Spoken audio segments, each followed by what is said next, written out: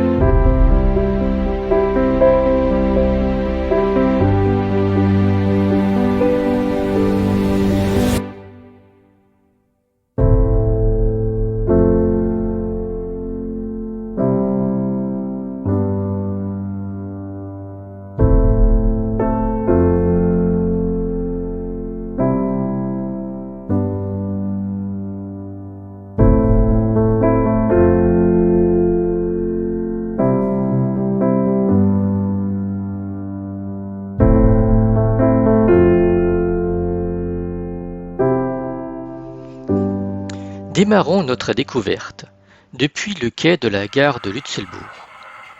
Cet établissement fut ouvert en 1852 lors de la construction de la ligne de Paris à Strasbourg.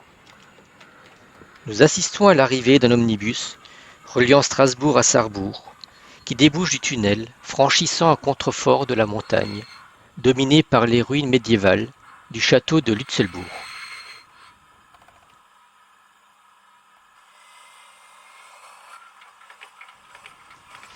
La locomotive, la P6 2101, et la rame composée de voitures à portière latérale de type prussien sont une excellente illustration de l'histoire mouvementée de cette région.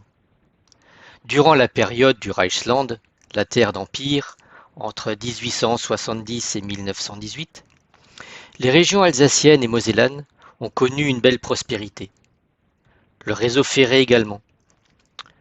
Outre des constructions Grafenstaden, le matériel était essentiellement de type prussien, vu que l'EL dépendait directement de Berlin. Ainsi, les installations et règlements par exemple, étaient très éloignés des errements des grandes compagnies françaises. La plus connue étant la circulation à droite, encore en vigueur de nos jours.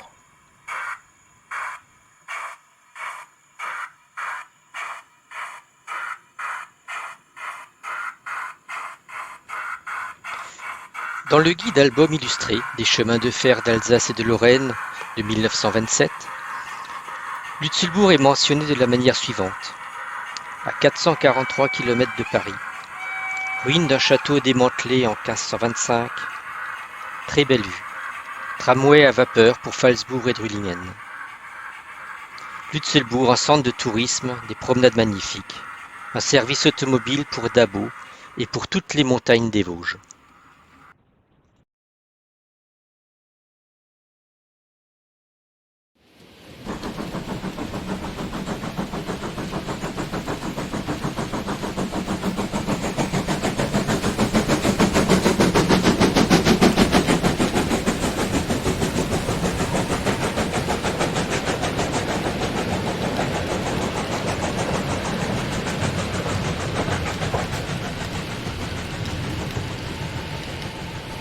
Dans cette séquence, la G8U 5114 descend sans peine vers la plaine d'Alsace avec un long convoi de wagons tombereaux chargés de charbon, tandis que sur la voie montante, la G10 54-52 est en plein effort.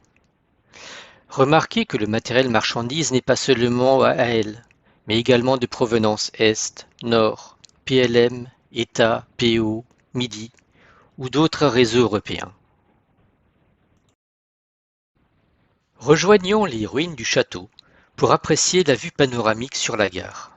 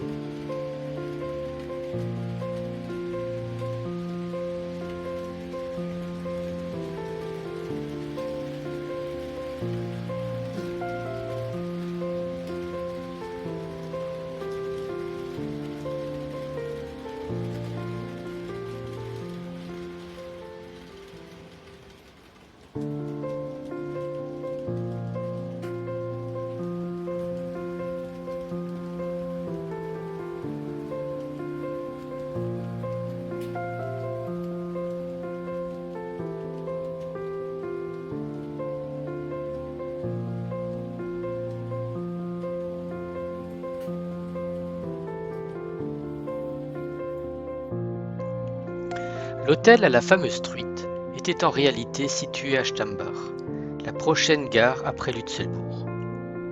Cet établissement était très prisé pour les excursions et les séjours en villégiature. Un article de l'Est républicain de 1932 relate la sortie de l'Automobile Club Lorrain. Il est écrit « Monsieur Heitz, directeur propriétaire à la fameuse Street, a préparé un menu qui satisfera tous les gourmets pour un prix de 27 francs, boissons et services compris. »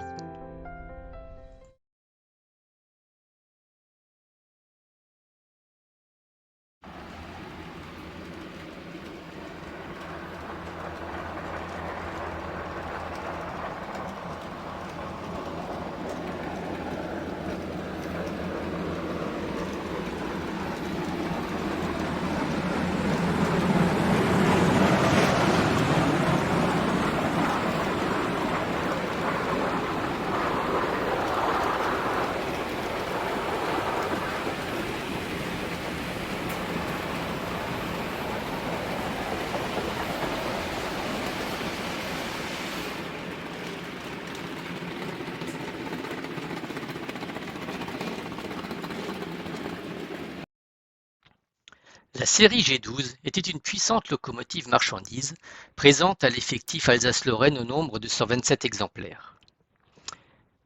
Voici une suite d'illustrations sur la transformation d'un modèle Rocco pour obtenir une machine à aile conforme. Ici avec un dôme surnommé cercueil, une pièce en impression 3D de Jean-François Bayot. Comme il n'existe que très peu de matériel à aile en HO, il a fallu tout construire ou transformer à partir de modèles de grande série.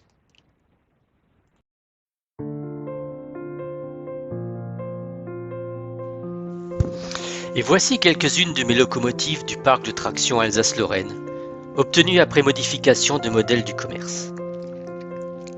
Les photos d'époque apportent une grande aide dans la fidélité des transformations, car il ne suffit pas de repeindre simplement la machine en noir.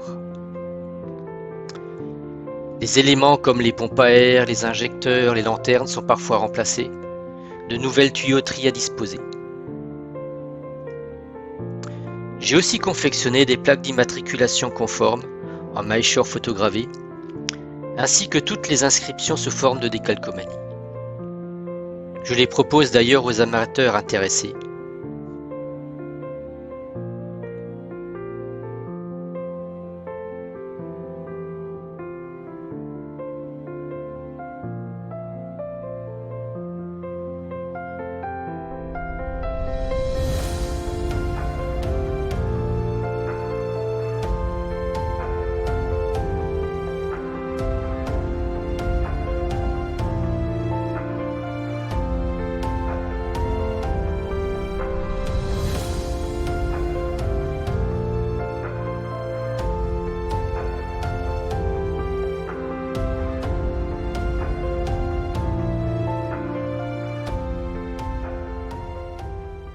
J'espère que cette première étape vous aura plu. Je vous propose de faire une petite halte pour survoler mon parcours de modéliste. Et je suis sûr que certains s'y reconnaîtront. Au début, il y avait ce train en bois que je poussais sur le parquet. Ensuite arriva le train Lego, puis le coffret Jouef avec la mythique 020T. Le train de la passion était en marche. L'unique photo de mon premier réseau en 1974, qui a cédé sa place à un autre achevé vers 1976. Et voici mon livre de chevet à l'époque, Märklin-Bahn und Landschaft, de Bernd Schmidt, un modéliste allemand qui construisait des réseaux pour le compte du célèbre fabricant Märklin. Le réseau décrit dans cet ouvrage intégrait parfaitement le chemin de fer dans le paysage et les nombreuses techniques ou astuces furent appliquées au mieux lors de la construction de mes 3 prochains réseaux. Je faisais alors circuler indifféremment du matériel roulant SNCF, DB ou CFF, sans grande cohérence ni géographique ni historique, du moment que cela me plaisait. Dans mon décor se reconnaissaient aisément des références Jouef, Faller, Kibri ou Paula. La parution de 2 ouvrages dans les années 80 fut déterminante dans mon approche du modélisme. Les locomotives à vapeur de la région Est de Jean Gillot et les locomotives Alsace-Lorraine de Vauxhall Papin. C'est ainsi que j'ai démarré la transformation de locomotives en francisant des machines allemandes, en super détaillant des modèles Jouef, voire en m'aventurant dans la construction de kits comme télétrains, locodiffusion ou DJH. Une autre passion à l'époque était la photographie de trains réels, où j'essayais de composer mes prises de vue de manière harmonieuse, avec plus ou moins de succès d'ailleurs. Les ouvrages sur le photographe allemand Karl Bellingroth m'ont été d'une grande inspiration. Dans ces photos, le train n'était qu'un élément qui se fondait harmonieusement dans son environnement. Alors, pourquoi ne pas faire pareil en modélisme ? C'est la série d'articles de Jacques Leplat paru dans l'Eco-Revue et traitant de ce qu'il appelait le 10e art, le modélisme d'atmosphère, qui me conforta dans cet esprit. C'était en 1990, le démarrage de la reproduction d'un site réel que j'affectionnais beaucoup, la gare de Lutzelbourg située dans la vallée de la Zorn. Tout était à construire, les bâtiments en carton selon la technique de Alain Prat, les ruines du château en plâtre gravé sur les conseils du regretté Lucien Wyss. Il fallait aussi expérimenter de nouvelles techniques de réalisation pour améliorer sans cesse le rendu du décor et du matériel. J'avais jeté mon dévolu sur la période des années 50. Ainsi, une 230K baleine bleue avec une rame inox, l'autorail Bugatti double, la 230D ex S9 Alsace-Lorraine et bien d'autres constructions encore ont agrémenté mon parc. Ce réseau a d'ailleurs eu le privilège de paraître dans un numéro de l'Eco-Revue en 1993. Ensuite, mon intérêt historique des chemins de fer en Alsace-Lorraine s'affirma et nécessita de nombreuses recherches dans les archives ou de partage avec des amis passionnés. Ainsi, avec Jean-Marc Dupuis et Bernard Mayer, toutes nos connaissances ont été mises en commun et partagées dans un ouvrage en 2 tomes, l'Encyclopédie des chemins de fer Alsace-Lorraine. Autre ouvrage historique, les locomotives Armistice 18. Et pour finir, mes articles de modélisme qui paraissent régulièrement dans la revue Le Train.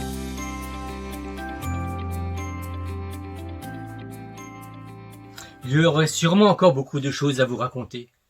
Mais reprenons plutôt notre voyage sur mon réseau des années 30. Alors en voiture, attention au départ.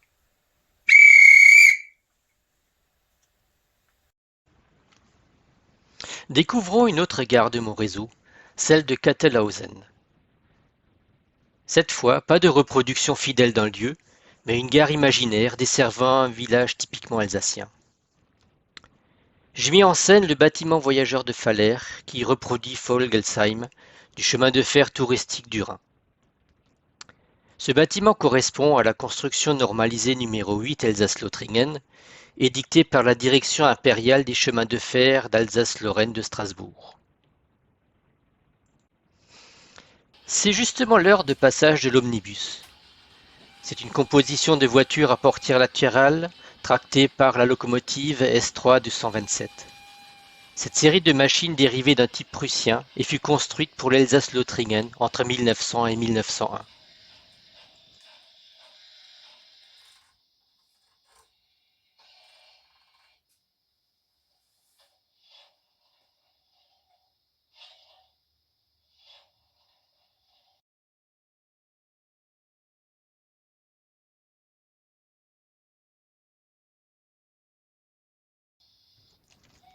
Passons en mode vintage avec la séquence filmée du démarrage de l'omnibus de Kattelhausen. D'ailleurs, connaissez-vous l'origine de ce nom? Il se compose du prénom en alsacien de mon épouse Cathy et de Hausen, le toponyme alsacien du mot maison.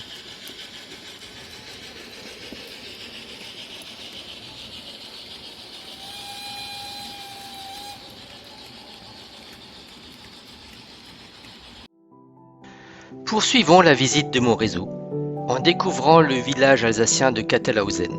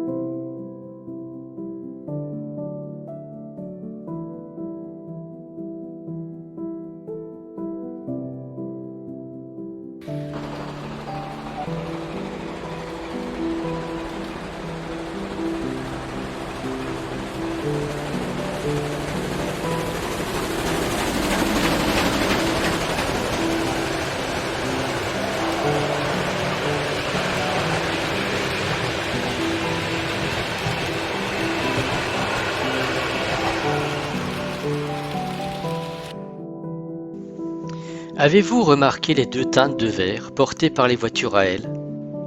Après 1918, une livrée à base de vert Reseda tirant vers le jaune est appliquée sur le matériel voyageur à ailes.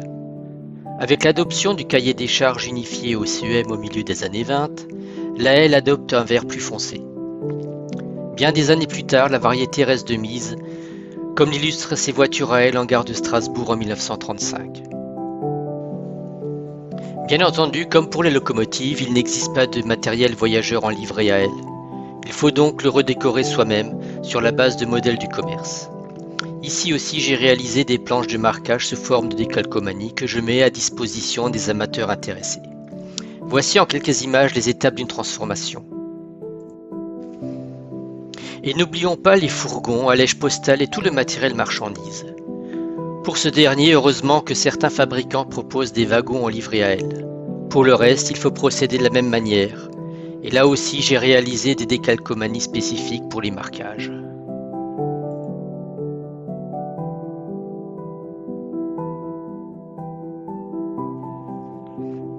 L'Edelweiss était un train prestigieux ayant circulé sur les voies de la Aile à partir de 1928, entre Amsterdam et Bâle, en passant par Bruxelles, Luxembourg et Strasbourg.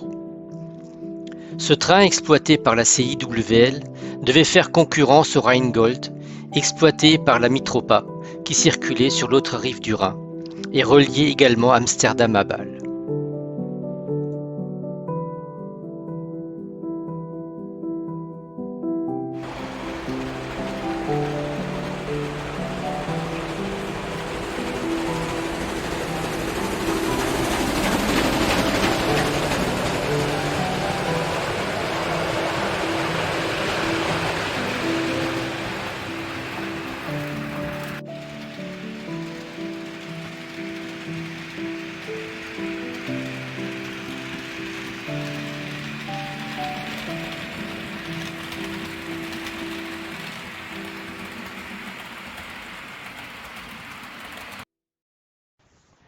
Les locomotives Tandem de la série T5 livré à l'EL entre 1903 et 1912, était dérivé du type D12 des chemins de fer royaux du royaume de Bavière.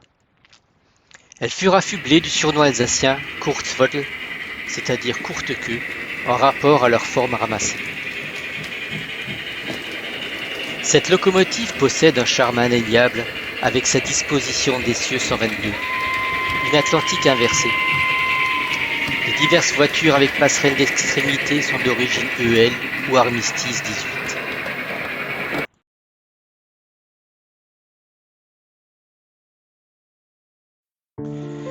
Rejoignons maintenant le canal de la Marne au Rhin, qui est enjambé par le viaduc de Hofmühl, un des points remarquables de la voie ferrée remontant la vallée de la Zorn.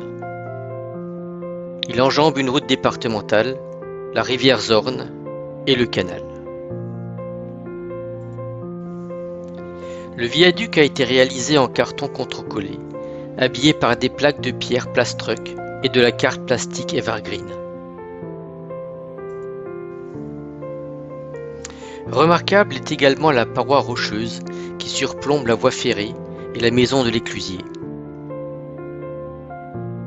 À l'époque, une échelle de 17 écluses permettant de franchir une dénivellation de 44 mètres demandait une journée de navigation. Elle est remplacée par le plan incliné d'Artillerie depuis 1969.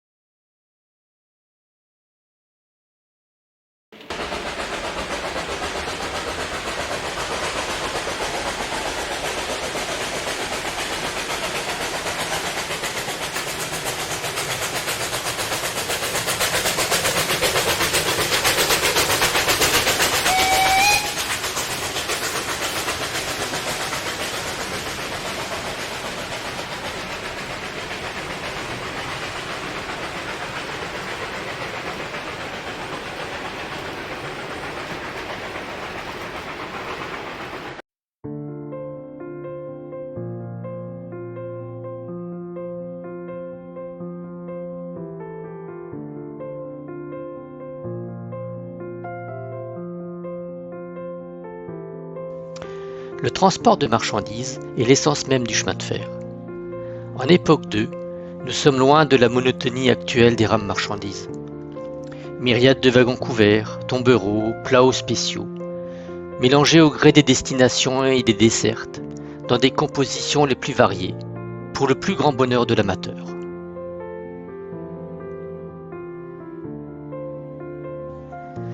Voici un petit aperçu de mes chargements pour des wagons non couverts, réalisés dans le respect des règles de chargement. La multitude de possibilités semble infinie, d'autant que le chemin de fer était pendant longtemps le moyen premier de transport de marchandises, notamment pour les pondéreux ou les volumineux.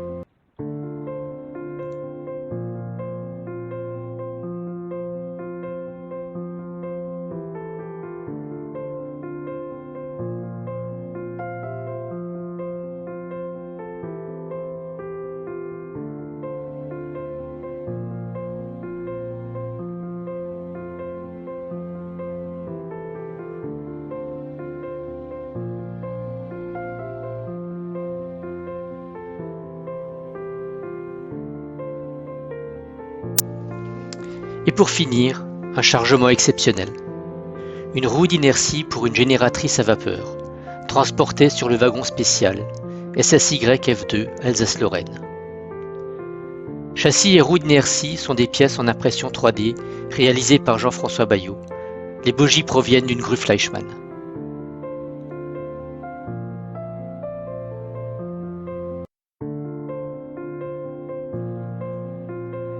Près de la gare de Kattelhausen se trouve un aérodrome, avec hangar et local de l'aéroclub d'Alsace. Plusieurs planeurs d'époque sont alignés en attendant la reprise des thermiques pour reprendre les vols.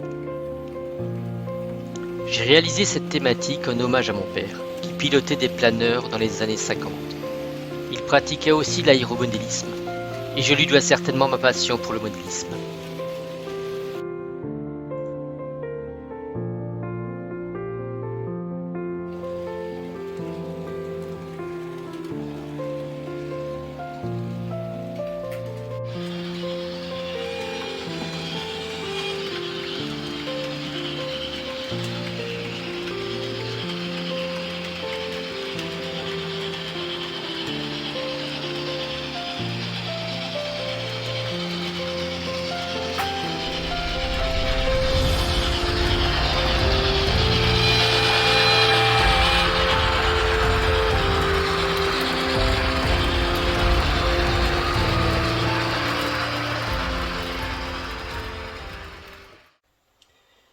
J'espère que vous avez eu plaisir à m'accompagner durant cette balade dans les années 30.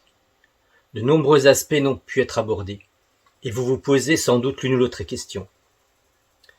Sachez que vous pouvez me joindre via le fil de discussion sur le forum Loco-Revue sous le nom Alsace-Lorraine Matériels et Tractions. Et n'oubliez pas de lire ou relire mes publications dans le magazine Le Train, où de nombreuses réalisations de ce réseau sont explicitées en détail, avec les techniques employées, les produits utilisés, et souvent un éclairage historique sur le sujet. Et les amateurs de l'époque 2 en particulier trouveront d'innombrables articles sur les grandes compagnies d'avant 1937, dans Rail d'autrefois, une publication du cercle historique du rail français. Bis bald, à bientôt, comme on dit en alsacien.